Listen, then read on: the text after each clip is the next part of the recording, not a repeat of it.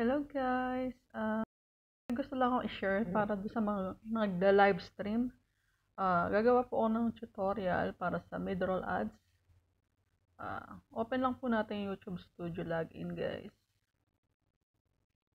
Search natin ang ating studio login.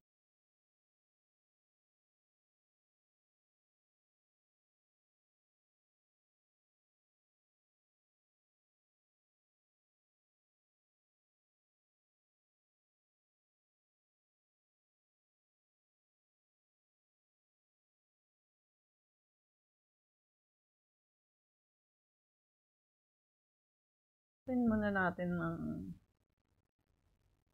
ads natin. I-on natin guys.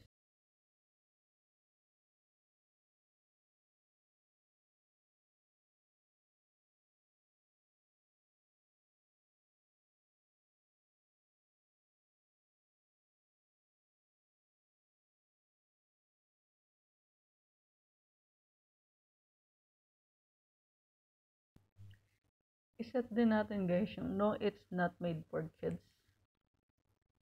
Yung live natin na nakaset. After natin ma-set yung no, it's not made for kids, punta tayo sa $sign.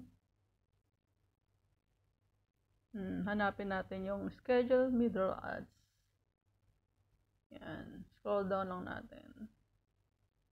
Yan. Schedule mid-roll ads. Set frequency. Ayan. Pipilan tayo kung 6 minutes, 12 minutes, or 18 minutes, 24 minutes, or 8. Yan. Show ads to viewers. Different tayo to maximize your revenue. And then save.